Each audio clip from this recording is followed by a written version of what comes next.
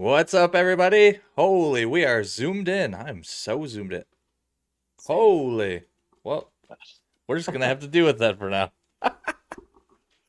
Anyways, we are podcasting, Mitch. Golf podcasting. This is our 18th episode. We're 18. almost we're almost to 20. Think about Yeah, that. I don't even know what to think about that. I, but I didn't know Me, if we were going to get to 10, but here we are. here we are. We're almost doubled to 10. We we're golf podcasting. We are a golf podcast. The Fly or Lie Golf Podcast is our name. It's right there in the middle of the screen. We just talk about amateur golf, competitive amateur golf, all things golf that are not professional golf because we're not professional golfers and we don't know shit about professional golf. So we just talk about amateur golf. That's what we do. We are here every Thursday at 8 p.m. Central Normal Time, as we are right now. We are live on X and YouTube. Um, so follow us on X, subscribe on YouTube. If you're into the amateur golf thing, or if you like us, you don't have to like golf. If you like us, you could like and subscribe to things too. You know, either way, we're on both of those platforms, so do those things. Come hang out with us if you want. We're live. We'll chat back and forth with you if you want. Sometimes we say things that are stupid, and if you wanna call us out on that, we'll argue back. Sometimes we'll say things that are helpful. You can say thank you. You know, say things, and we'll see it, and we'll chat back. We'll have fun. We're eventually gonna get annoyed talking to each other. We haven't yet, I don't think, or at least I haven't. And you should lie if you have. Uh, so eventually that will happen though. So hopefully we'll have some people to chat with down the road on our chat here. But anyways, like I said, we chat golf. We're golfers and we're competitive golfers, and it's competitive golf season, right, Mitch? It is. It is that time of the year. And I'm excited. And you've already competed, is that correct? Yeah, so I mean, if you want to call it, it's not like it wasn't a sanctioned event. So it was, I played last Saturday in a two-man netball. It was just me and 15 other guys, so 8 teams total. Just at my club. A lot of fun. Just good chance to get together, do a little competition, and played really well. I think I got my scorecard here somewhere. Yeah, here it is. Yeah, so me and my course handicap is a 3, and my partner's was a 19. So we were getting a lot of bumps, lots and lots of bumps, Sure. which is what you need. You need those to compete in a net event. Opened up strong with a net bogey on Nice. a reachable par 5. Oh, not very nice. Yeah, it was not a not the start that you're looking for. But then what do? We rang off a net birdie, par, net par, par, par, net eagle, net eagle. That was key. That's big. And then another net birdie and another net birdie to shoot a 5 under on the front 9. The back 9 wasn't quite as electric. We only got 2 under on the back, but 7 under, 65 net for us was good enough to win. So that was exciting. That's really good. Did you like blow everybody out of the water with that, or were there other people close? It was, I think the top 3 were 7, 6, 5 under. Oh, okay. So So we barely snuck in. yeah, nice, nice. Well, that's excited. So you're one for one tournament, one victory. It can Absolutely. only go downhill from here. And it already has. No, I kid.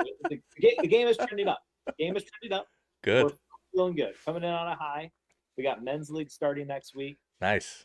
Just had the opening like ABCD scramble, just random people, but yeah, a lot of fun. Getting ready for the season, and I'm excited. Coming in, we're coming in good. Nice. And your game's feeling good, you The said. game feeling good. I shot. I mean, Saturday, Sunday, I went 76, 76. I mean, could be better.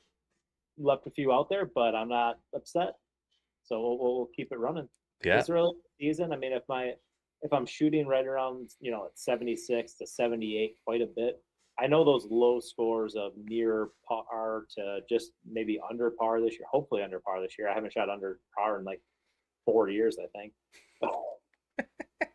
I gotta have one of those rounds coming. So, but anyway, It's coming. I mean, we're halfway through May. And exciting times. uh G Dog in the chat says he would take 76, 76 any day of the week, as would most of us, G Dog. As would most of us. What was I saying? Oh, yeah, so we're mid-May. And I tweeted yesterday or the day before, something like that. I don't even think that you in this state that we live in, this crappy state we live in, I don't even think you should be able to report scores to Gin until like June 1st. We open on April 1st, I'm pretty sure. Yep. Thanks for- Um, and the reason for that is, and why your 76s are probably more impressive than even you think they are. Uh, Golf courses even right now in middle of May are not really like ready to be played on. A lot of golf courses that open in April, like when scoring opens, and some that open in March, their fairways, their greens, like a lot of like underneath the grass is just ice, or sometimes on top of the grass is ice. The greens are not anywhere near red. They're bumpy. They can't cut the grass. They can't do anything. They're just kind of letting people walk around out there and just play because golf is fun to play for some people. Not for me at the moment, but other people. Um, so they're just they're just letting people go out there and play. So scoring, like being able to score on a course where the course is not in a condition for you to like actually score on. Like it just doesn't make sense for me for you to have to post scores that are for sure going to be inflated versus what your actual abilities are. And the point of the handicap system, by the way, is to try and make competition equal. So if you and I are recording scores right now or a month ago, and we're shooting in the 80s because we're putting on Plinko greens that are half frozen, and we go a couple of states south and play against some of our friends down south that have been playing on well manicured golf courses all year long, they're playing kind of how they are. We're at like a massive advantage in that situation because if we go down there and play on nicer conditions, our games are going to automatically be better because we aren't as bad as what it seems like we are because of how bad the golf courses are that we're playing on. So, in the spirit of the handicap system trying to make this game and this game equal, if we're just playing on an ice rink, why are we reporting scores? It doesn't make any sense. Maybe I'll give it like May 1st. I think a lot of courses kind of target May 1st to open and kind of be in okay shape. But shit, I played a course 2 weeks ago that the greens had brown potholes on them because they still had winter kill. So, you Yeah. know, I think so all of it's going to depend on the course, right? I mean, a better course is going to be, more taken care of throughout the winter for making sure, they're clearing off ice on the greens so it doesn't have that winter kill. There's a lot of things that courses are doing in the winter time that, quite frankly, we probably don't pay attention to, but for they are sure. trying to keep the greens alive. Um, Yeah, they do a great job. What I'm saying is that I think the system needs to give like our state, for example, more time for everybody to just kind of be caught up. Like there are certainly courses that are open right now that are beautiful. They're great to play on, but there's also plenty out there that are not playable at all.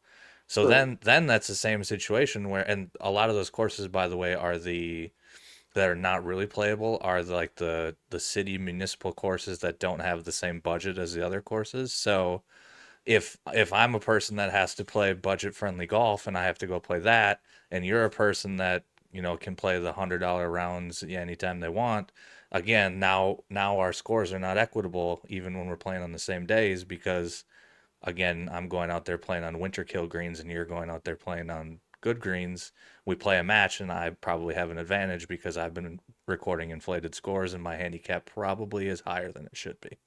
So that was my only thought.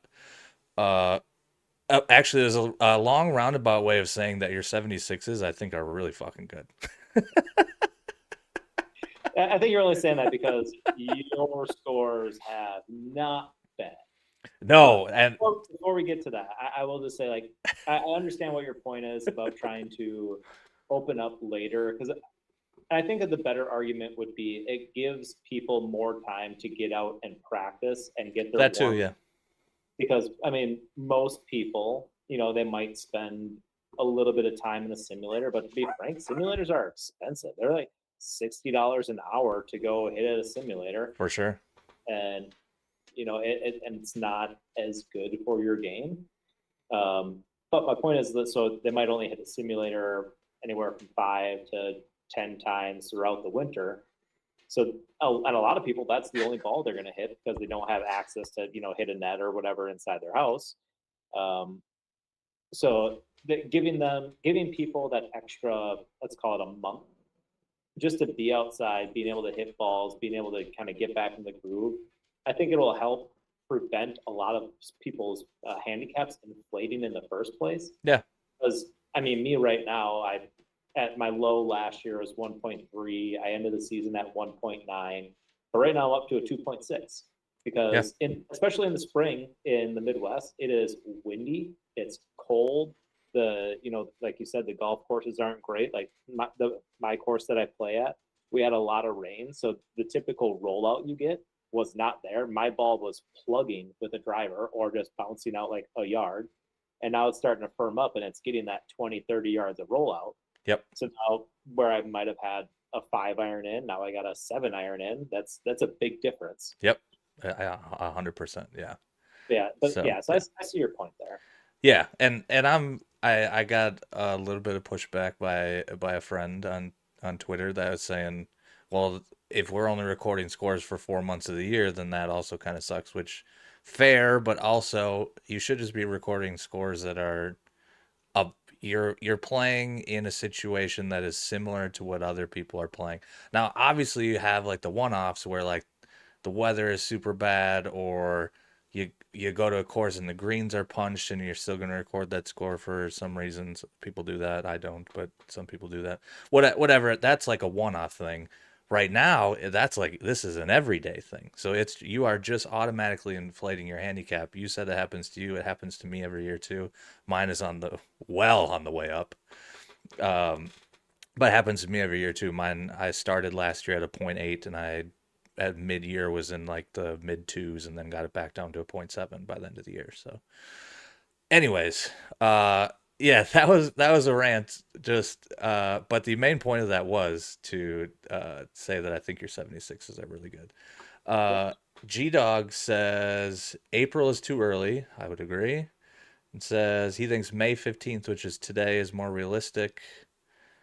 They usually have more snow until April 15th. I don't know where G Dog is, but it must be up here somewhere.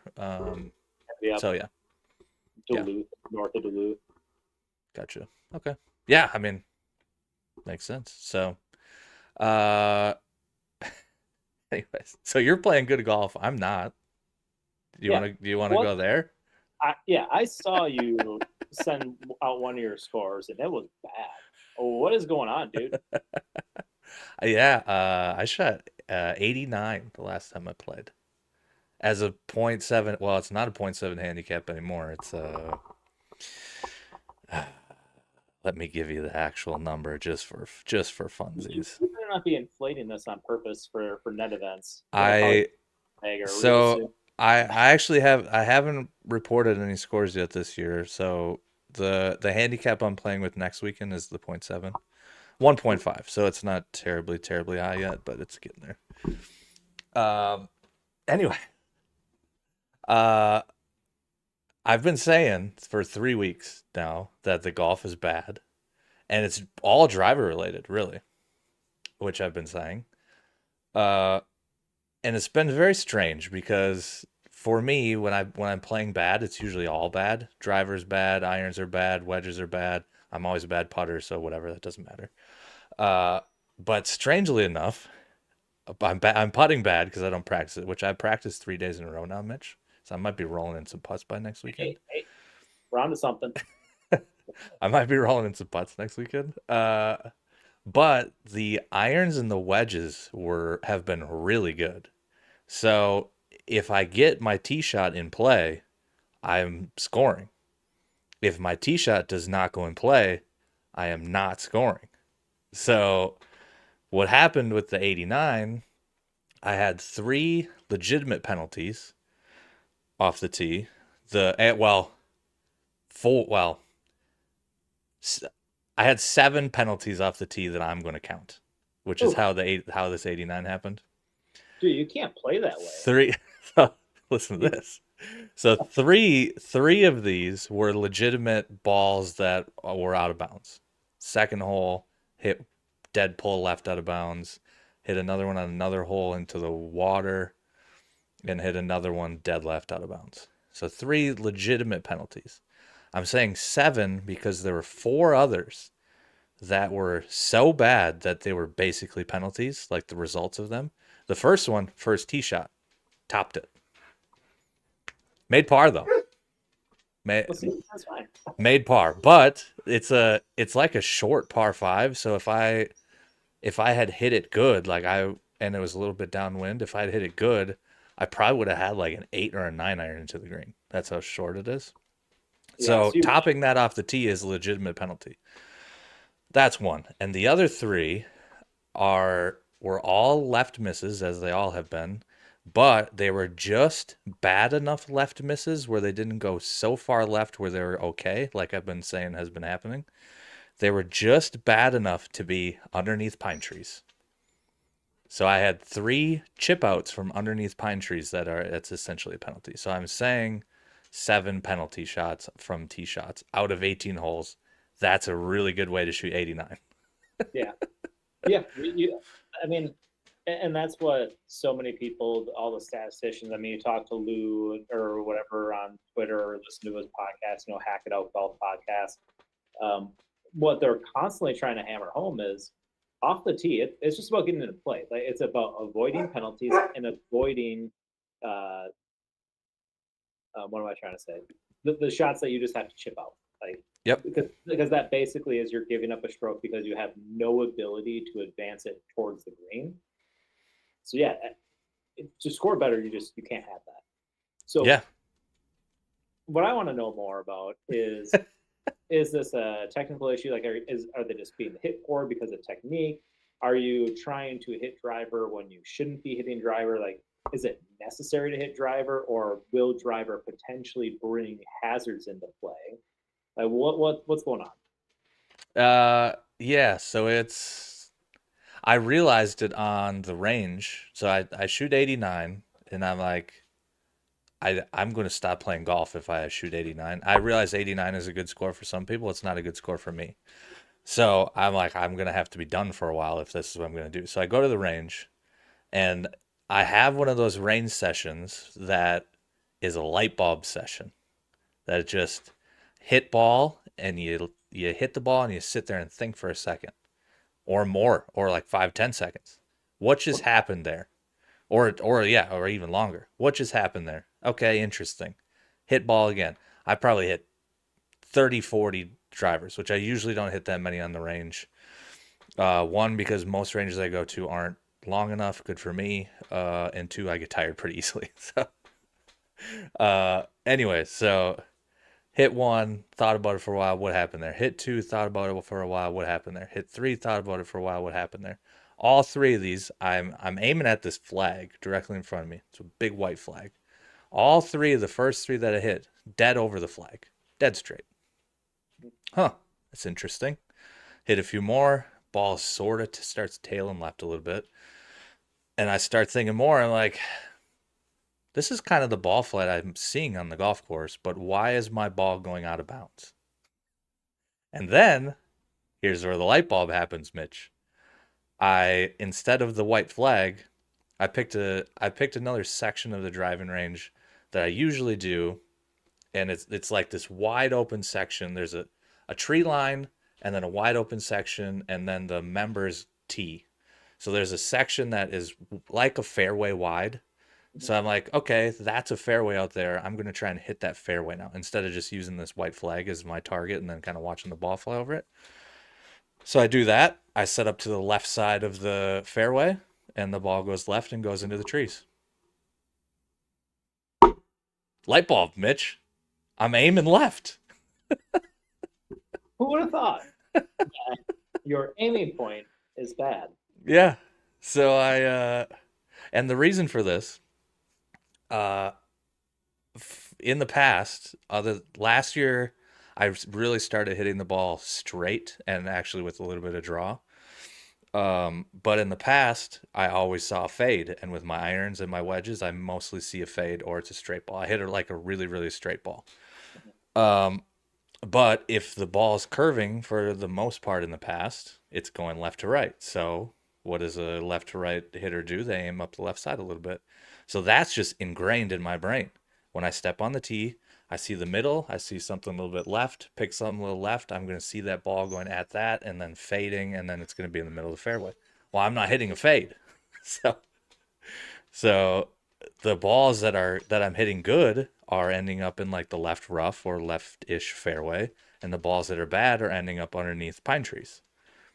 So so a light bulb goes off, and I'm like, why am I not just aiming right down the center of the green or center of the fairway or a little bit to the right? So then I do that right down the middle of my pretend fairway, like 10 in a row. So, uh, very strange that what I had built into my head for so long, I didn't even realize was going on in the golf course. I thought I was just hitting it bad, and I wasn't. I was hitting the ball really good, which made sense because I'm hitting my irons really good. I'm hitting my wedges really good. So, anyways, long story short, uh, we might be back. Well, that's good. I'm glad to hear that you're back. What I find is really interesting is that you're saying that you used to be a fader, so you just aim up the left side. So me, I don't know, maybe my dispersion just all sorts off. Maybe I miss pretty standard left to right, and I don't deviate that much more from one side to the other. Although I would say when I miss big, I probably miss big right more because I leave the face open and it Hmm. goes right. Um, but oddly enough, what I still do is if there's no wind, I will just aim right up the middle of the fairway, regardless of what my ball flight tends to be. Just because I know, like, I could miss this 20 yards left, I could miss this 30 yards right. Why would I aim further left just to potentially maybe avoid the big right miss when the vast majority of my shots are still going to be 60 yards left to right if I aim up this point. Like it's going to be 30 yards left, 30 yards right. Like just aim up the middle and then Yeah, just deal with whatever comes. yeah. That's it's a classic case of needing to play whatever your cone is, and your cone, as we talked about, I don't know, second or third episode probably. Time ago. You have a left to right cone off the tee, um, but your left and right misses like in that cone are like if you're aiming down the middle of the cone, your your cone is off for a lot of people. Like a lot of people will miss 40, 50 yards right and 10 yards left. So you have to use the cone but aim correctly with the cone or you're unintentionally shifting that cone. So for you, if you're aiming right down the middle and sometimes you miss 30 yards left, sometimes you miss 30 yards right, middle of the cone, good for you.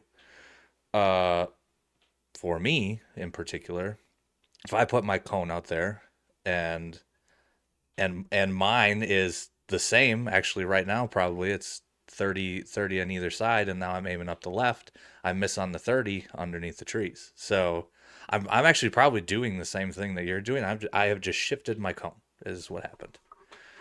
So What you should do the next time you go and play, just tomorrow, aim right. by the way, Okay. So, tournament round tomorrow. oh Jesus. Okay. Maybe not the time to do it, but I I would be might.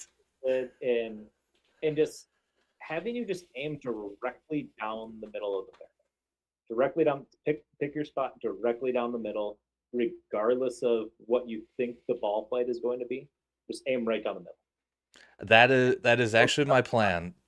Well, it's sort of my plan tomorrow. So, uh, I think at one point we wanted to catch up on our competitions coming up. I have Land of Lakes Golf Tour event tomorrow. It's the last day of the first tournament, which is 2 weeks long. Of course, I couldn't play until the very last day at the very last minute, Right. which is probably good that I didn't because I would got my ass kicked.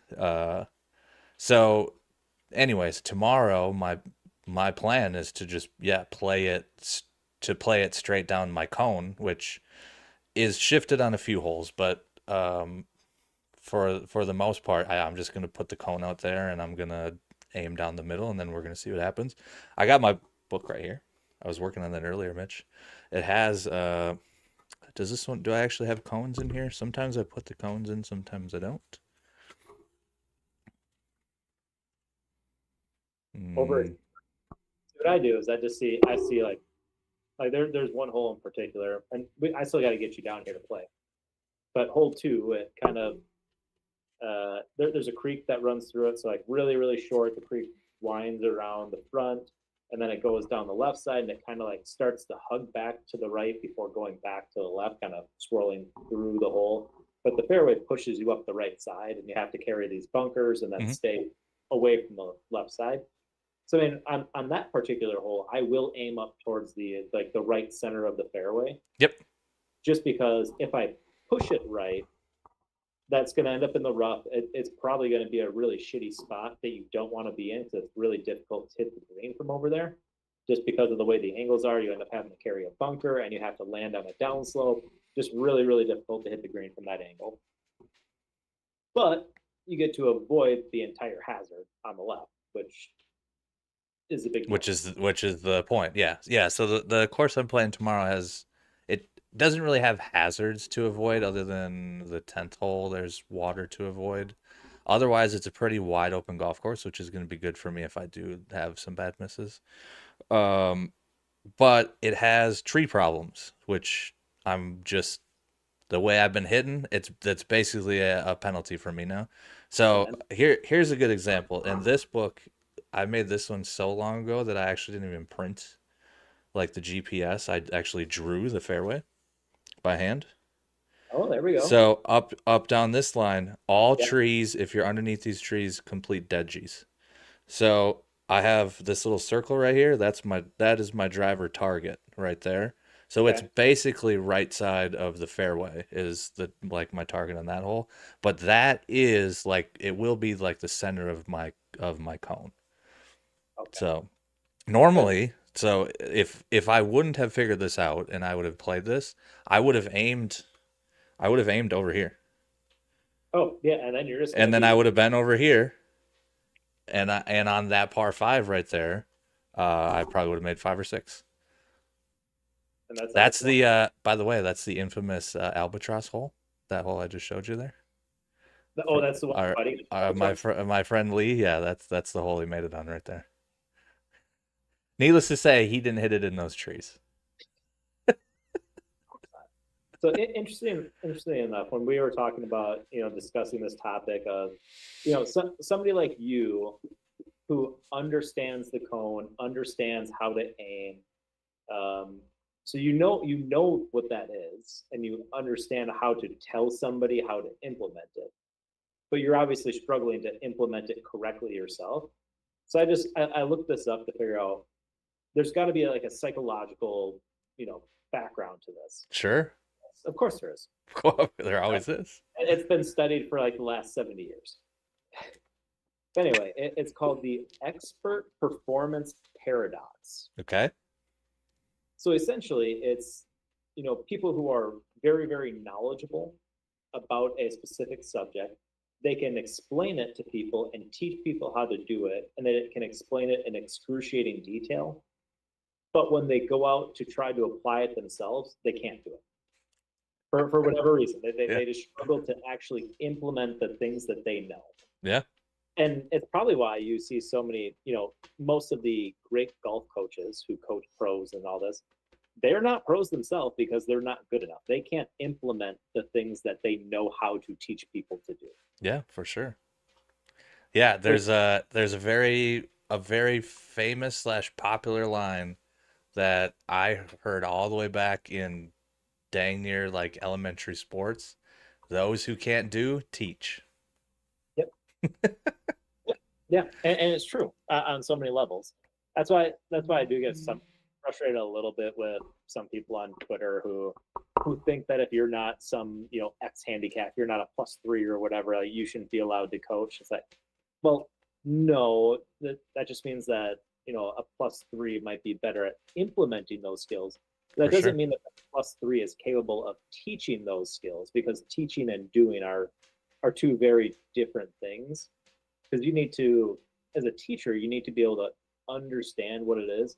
Like if you ask a pro golfer to explain how to hit a draw or how to hit a fade or how to hit a flop shot, there's a good chance that they would not be able to describe how to do it, or they would describe it, but it's not actually at all what they are doing. 100%. It's the it's the famous Dustin Johnson video. If you have seen that one, where they ask him how do you hit a fade, and he goes, "Well, I just try and hit a fade. Yeah, just make sure you, Just make sure you fade it. Yeah, that's it. It's yeah, easy." right. But then there's all the technical stuff that all the coaches and everybody can point to and say, "This is what DJ does to hit that fade." And then here's how you can also use it to apply to your own game to hit a fade. To DJ, it's just I just try and fade it. Yeah, and then a coach could, you know, break that down even further, because DJ has a very, very weak grip with a bowed wrist, but a coach could teach that to somebody with a very strong grip and a cupped wrist. Like they can teach people how to do it regardless of the style in which they're doing it. And I think that's an important concept. But some other interesting things when I was looking this up that I came across. Oh, where was it here? Oh, it's called automated skill interference. Mm. Um, so essentially, it's when people learn a skill like golf, like a golf swing, they eventually move from conscious control to automatic performance. But then when they're put under pressure, they become conscious again and are thinking about what they're doing rather than just doing the thing they know how to do. And there's you might call that the yips even. I, For sure. Yeah. like you're thinking so hard and you understand how to do this thing, but you're thinking about it and trying to do it, which is creating some sort of mental lapse, causing you not to be able to do the thing that you know you're capable of doing. Mm-hmm. 100%. There's the I don't know exactly what it's called. It's something along those lines, but it's the pros talk about it all the time, and I think Bryson has talked about this a whole bunch of times, where he has to be, and he is very much on like a robotic level, like you're mentioning there, where he thinks and thinks and thinks and thinks and thinks instead of just like doing when he's practicing or whatever. But he said when he goes to play, he has to like mentally train and prepare himself to be able to get into a mental state where that he can just play. Not what he obviously he goes through a lot of stuff in his head, but that's the process. That's not thinking, that's the process. So he has to get himself into that mental state where he can go through all of those thoughts and those processes and then actually take the club back and hit the ball and then be successful at it instead of just, robot swing and now I have pressure and now I'm lost. He Bryson said he has to do that all the time. There's a lot of pro athletes in all types of sports that have said things like that where they're they're lost because they're thinking about it too much. Scotty has said it with putting actually, where he stopped using a line on his ball when he was putting because the line was making him think too much, so he was hitting putts. He wasn't putting putts, or so, he said something like that. He was not. he was not in the right mental state to actually just roll the ball how he knows he rolls it in practice and stuff. He was lining it up, and then he saw the line. He's like, dang, I got to really hit it on that line. And now he's probably tensing up where he's not used to and stuff like that. So those are two golf examples, but I like lots of sports. They talk about like getting in the zone, or when, when basketball players go and get in slumps, they're thinking about their shot too much. So they're not shooting, they're thinking. So, all types of stuff like that. Yeah, it happens all the time. Yeah, that's an interesting point. I don't know why, but the first image that came to my head was Justin Jefferson's catch in Buffalo, in 2022. Like when he went up to grab that ball one handed like that, falling over, do you think he was thinking about, I need to jump at this time? I need to accelerate my hand. I need to squeeze my hand when the ball hits it. Like, no, Nope. he's just reacting to everything around him and just Yeah. calling it. Like, there was no, Instincts and reaction. Yep. yeah. It was all the years of all the practice combined with an insane amount of athletic skill and ability. Let's not pass that up either. But I would all say. of that combined with the practice and all that stuff, to he that ball was in the air, and he goes into a mental state or a mental zone where it's that ball is there. My body is just going to do something that it needs to do, and the ball is going to end up in this hand, and then I'm going to land, and it's going to be good, and that just happens. Mhm. There's no time, there's no anything to think. It's just, oh, ball, and it's over. You like black out for a second in those situations. It's very strange. Yeah, I honestly, I think I've done that before while playing golf. Is you just kind of get into a flow state and it just kind of happens. I'm not Yeah. thinking about the golf swing. I'm not doing anything. I'm just. I think Tiger Woods has talked about this a lot too. It's you're focusing on your target, and that's all you're really focused on. I want the ball to do this thing, and assuming that you have to assume that this is being done by a person, even amateurs who have spent hitting 20,000, 30,000 golf balls honing a specific movement, Mm-hmm. then they can go out on the course and say, I want the ball to do this thing. They can then forget whatever it is. You're not thinking about your grip, you're not thinking about setting your wrists or where your club position is. You're just focusing on making the ball do what you want it to do. And typically that's when I have found that I am striking the ball the best I can, when I'm focusing on where I want the ball to go versus what I want my body to do. So Yeah. like that internal versus external focus. Like when I have that external focus of getting the ball where I want it, I tend to strike the ball a lot better than when I'm thinking about, oh, my swing's all off. Like I feel like I'm coming across the line. I need to get my elbow back in this position and set my wrist this way. At that point, I just have too much on my mind of Yeah. Yeah. what I'm doing that I'm not thinking about what is this going to do to the ball. Right. Yep. And that actually reminds me of our friend Ryan Moke. Did we ever figure out how to say his last name? Yeah, Is it you got Moke? it right. Okay. Moke, Okay. Yeah. yeah, I thought so. He tweeted the other day. It was just an open-ended question. It was for content basically. Um, what do you do to get yourself back on track in a round that's not going well? And most people default to doing what you just said right there, and it's oh shoot, my elbow's flying. So now all I can think about is my elbow and keeping it, more connected, or whatever the issue is. When the round starts going off the rails, all you're thinking about now is what do I have to do to contact the ball better versus what do I have to do to make the ball go where I want it to go. It's so you're taking such a far step back that you're actually not even helping yourself, and you're probably just playing worse.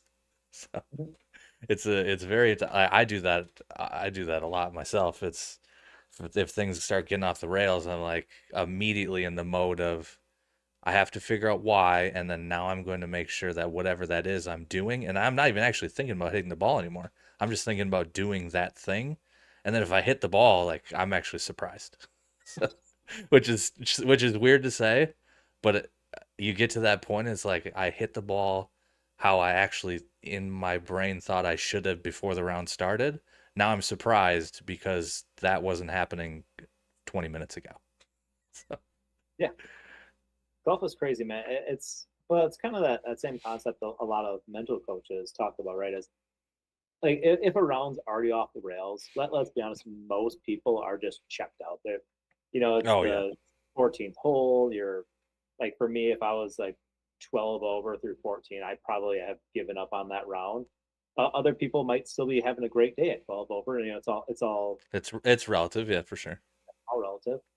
Um, but at that point, I might be like, screw it. I'm just gonna walk up and just hit this ball. Like I've had rounds where it's going so bad that I no longer like go through my routine, don't take the practice shots, don't line it up. Like I just step up, grab my club and hit it.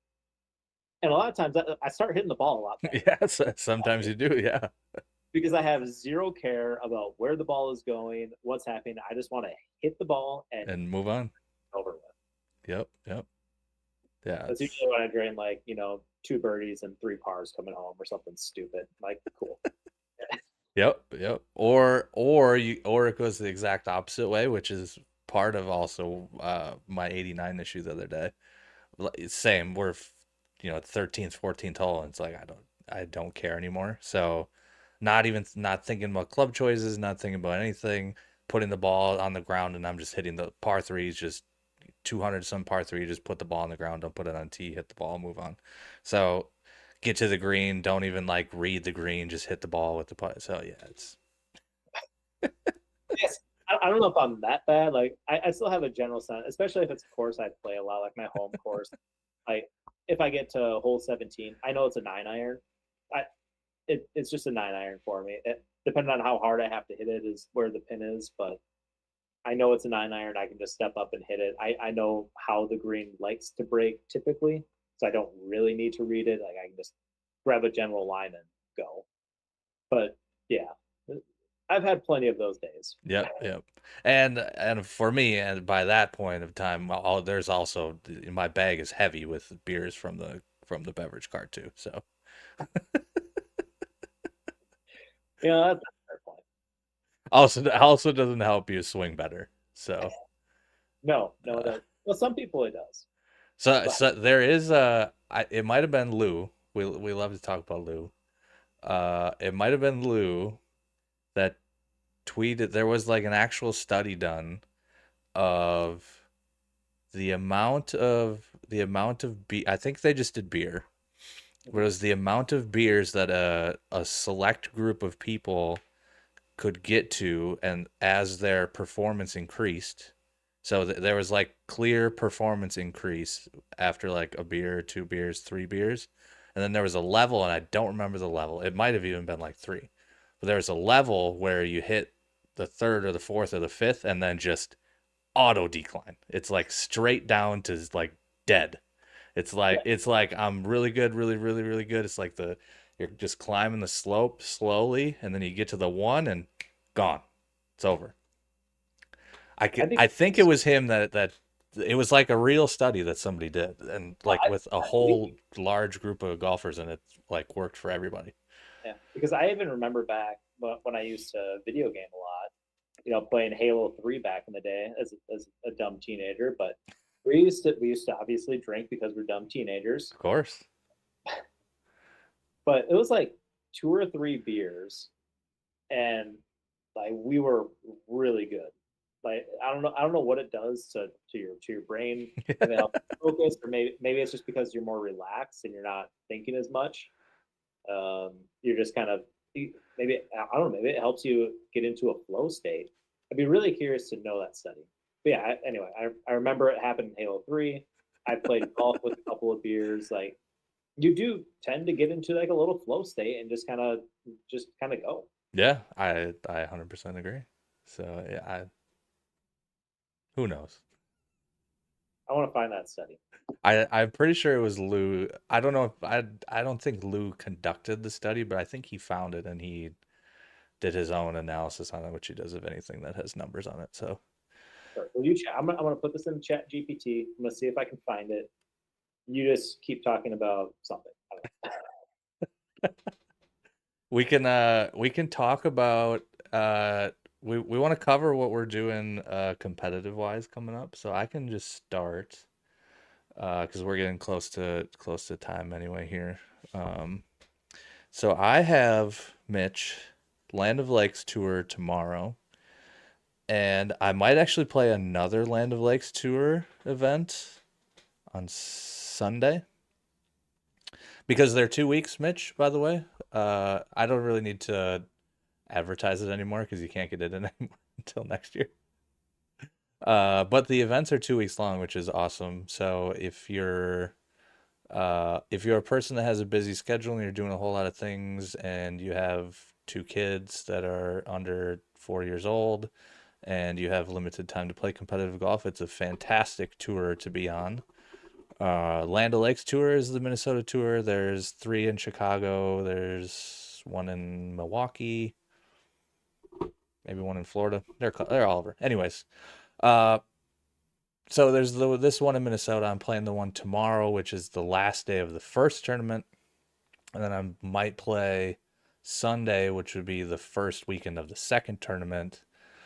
So get some competitive reps in there, and then we keep mentioning this event that we're playing in next weekend, which would be fun. It's more of a team thing, but I think the first 18 holes are going to be relatively ish more serious than the second nine.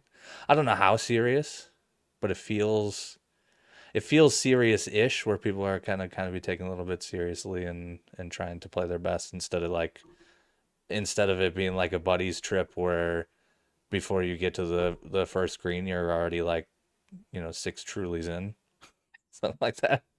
That's what it feels like to me anyway. So I think that's going to be a little bit more serious than like a guy's trip. Dan says serious, no way, not that serious. I'm not talking like we're grinding over 3 footers, Dan. I don't think. I'm grinding over 3 footers. I can't make those anyway. Well, that's why I'm not grinding over them. Didn't we just say we can't think about things so much? We just gotta let it happen. So I'm just gonna go up there and hit putts and hope they go in.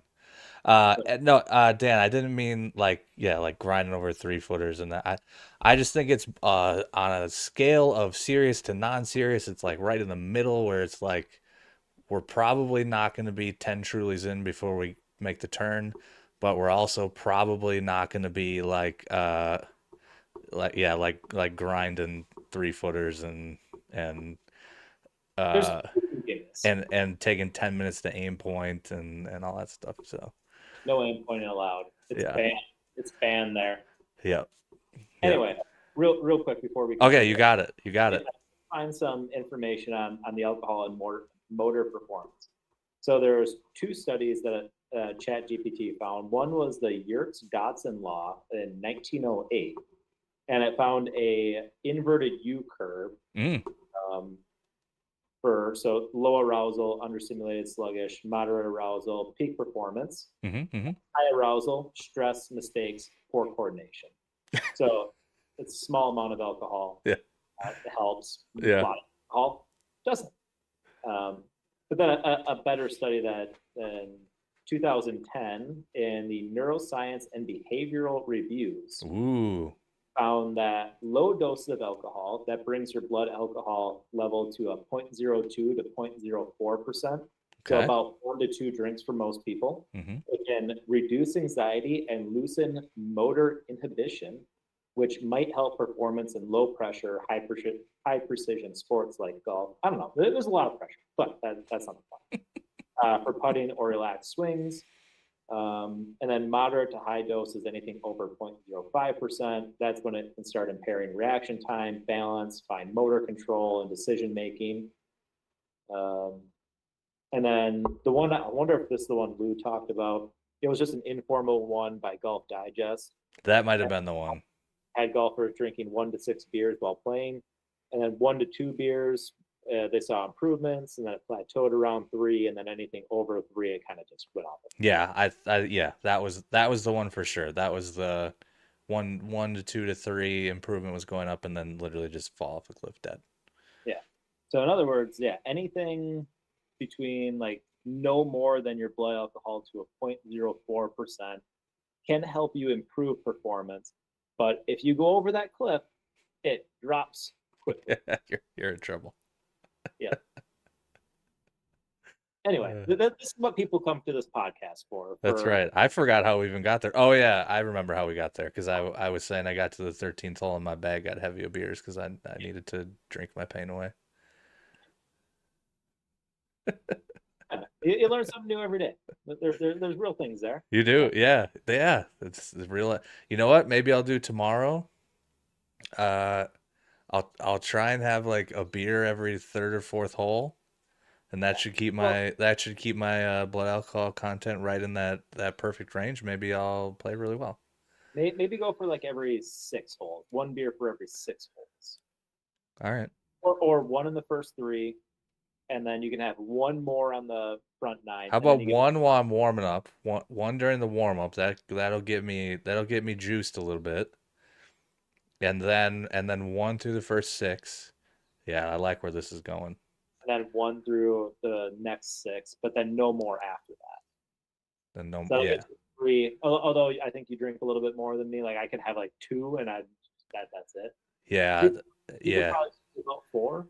This is an interesting concept. We need to test this. Should I try it? Yeah. It So can't. You know what? It really can't hurt at this point. that's true. I mean, you could shoot 89 or 74. Uh, yeah. This course though, if I am actually missing bad, which I don't think I am, it was just a mental mistake. If I am actually missing bad, this course is wide open, so I'll be fine.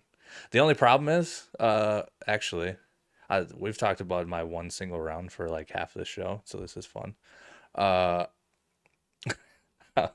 the problem tomorrow is, it's gonna be blowing like 30, and it's probably gonna rain. Yeah, it's not going to be great scoring conditions. And so I think we should state, I know you know this, but if anybody's listening who, gets upset with their game real easy, if the scoring conditions are hard, add at least 5 strokes to what you think you should play to. Like in 30 mile an hour winds, it might be like 6 or 7 strokes more than what you would expect. So just something to keep in mind. Yeah. And that's what I'm expecting on Saturday when I go play because it's going to be about 45 degrees and 20 mile an hour winds. I am not expecting to shoot a 76. If I break 82, I think that's a pretty good day. All right. Well, I hope that happens for you. Yeah, it's crazy weather up here in Minnesota, by the way. It was 90 degrees at literally like today at some point. It was all like almost 90. It's like 50 degrees right now. Yeah, that sounds right. There's tornadoes and stuff. It's real windy. It's gonna be like 50 all weekend. Pretty crazy. Not that anybody cares about our stupid weather here. No, Don't, Mitch, if you can help it. This has nothing to do with golf, by the way. This is a golf podcast, but we don't. I'm gonna deviate from golf for 5 seconds. If you can help it, if you're gonna move, never move to Minnesota. Ever. If you can help it. Mhm. And if you can help it, if you can leave Minnesota if you're already there, you should do that. Because this place sucks. Yeah, It's but too also, cold all the damn time, Mitch. It's when it's not cold, it's windy, and when it's not cold and it's not windy, it's way too hot. hey, but never forget, we have a stretch of like a month of absolutely perfect weather from about the third week of August to the end of September. And that Yes. we live for that stretch of weather. Yes. This is the only time in the entire year that you live you get 7 days of nice weather where you're not fucking miserable all the time. Don't Then live we here, Mitch. It's a terrible place to live. win. I just played with a guy who literally just moved here from Arizona. Oh my God. To be fair, his kids live up here, so he retired from Arizona and then moved to Minnesota. The exact What a opposite. massive mistake. I can't think of a bigger mistake a person can make in their life. Well, there's some, but that's high on the Yeah, list. There's probably bigger mistakes you can make. But that's. I would put that high on the list. But anyway, we should probably wrap this up. This is getting off the rails. Wait. We have 4 minutes. I went over my competitive schedule coming up. What are you competing? Or what are you Yeah, doing? not really. So I don't have much competition coming up in the immediate future. We got our trip not this weekend, next weekend. But other than that, I got men's league for a while. But I don't think any of the big tournaments don't come up for a while. I'll have member in June. The club championships not till August. Fall invites not till September, and there'll be another. There'll probably be some other smaller events here and there. Gonna try to get into. We'll see. I'm probably gonna do the mid am again in Minnesota. I feel like I've done that last 2 years. Gonna try to get in that again. Yeah, so it's coming up. Men's league is here to prepare me for the real tournaments, and yeah. Other than that, just trying to get real good and stop being a shitty golfer. Stop being a shitty putter. That's my goal. And Yeah, I will not buy a new putter unless I get bullied online to do so. I'm coming in hot with the tweets for the next 2 weeks. I, If you make I'm me not. buy a new putter, I I'm going. I'm gonna DM. I'm gonna DM Coach Ryan because he loves to bully you about this. I'm gonna am DM him, and we're just gonna go on a tweet spree and see how long you can hold off. just gonna show up with a. I'm just gonna show up to Elmwood with that. But Yeah, you're gonna you're gonna tee you got what do you have this like the second tee time or something? You're gonna tee off one of the first groups at Elmwood. You're gonna show up and your bag's just gonna have like 6 putters in it. You're just gonna ditch your wedges and you're just gonna have like 6 putters because you're not gonna know which one to use when you get to the first green. So you're just like well, 56 degree. I'm really good with the 60 anyway. It doesn't matter. I'll just add another putter. I might just putt with my 60. To be honest, I'm pretty good with it. We'll make that work.